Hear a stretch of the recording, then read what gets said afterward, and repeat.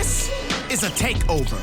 Wall Street and the ASX now at our fingertips with this right here.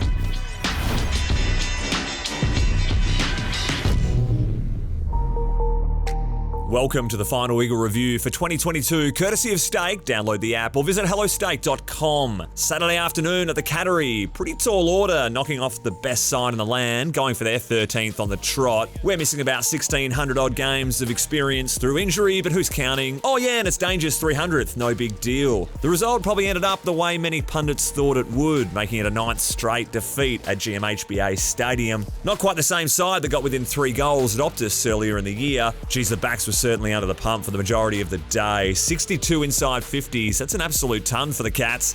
West Coast with a season low 27 themselves. It was more about what Geelong did with their opportunities though. They recorded a score from over 57% of their forward 50 entries. They did pretty well turning their defence into offence also, outscoring us by 61 in total intercept possessions for the match. It's certainly not the way the club wanted to go out, but it does truly capture the horror that has been the 2022 season, strictly from a win-loss standpoint. It was, however, a great opportunity to expose many of the boys to the top level, identifying which players are capable of filling a role going forward. Let's have a listen to the senior coach, Adam Simpson, after the match.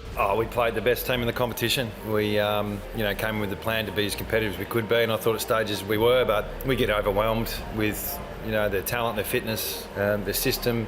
Some people would suggest that it's going to be a long time before we can get back up to where we want to be, but we need to create our own destiny. I mean, we can't just say, West Coast has been pretty good at bouncing back. We're going to do it. So, the fact is the club's been through it before and they've worked their way through it pretty well, and now it's our turn to do it. My man!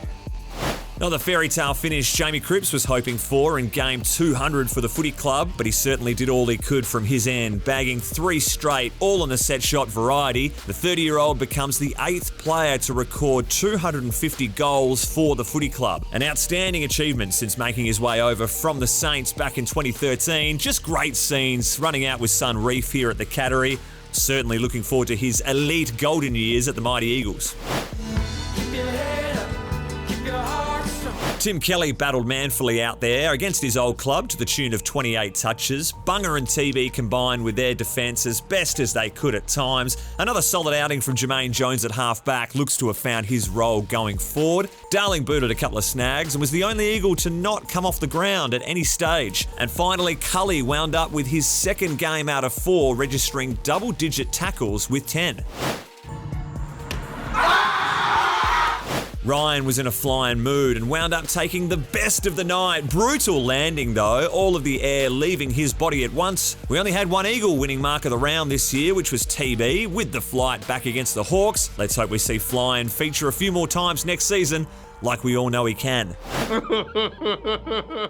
Danger, what a champion. 300 of the best. Had a fair game too, as expected. 22 touches, but his first got a fair razzing from the commentary team. But it's not uncommon to burst away and butcher the ball a little bit, Danger, but let's be positive. Oh, wow. Jono. Love Hugh Dixon auditioning for a bit of goalkeeper action in the World Cup this year. Brilliant save from it going out on the full. Gary Rowan had a fair crack at Mark of the Year, just burying Bailey Williams into the Geelong deck, but free kick given. Have a look at this Bombers player, just absolutely wrecked the Gatorade stand on his own sidelines too, no good. 7 AFL Twitter handle, just absolutely mozzing the Carlton Footy Club and its fans at 3/4 time. Weren't the Bulldogs players up and about watching on helplessly in a function room? But the winner, it's going to Tom Stewart, copping this falcon from Jai Cully, just unaffected. Absolute forehead of steel. They don't build them like that anymore.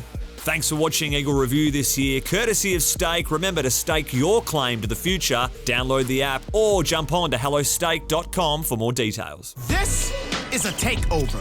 Wall Street and the ASX now at our fingertips with this right here.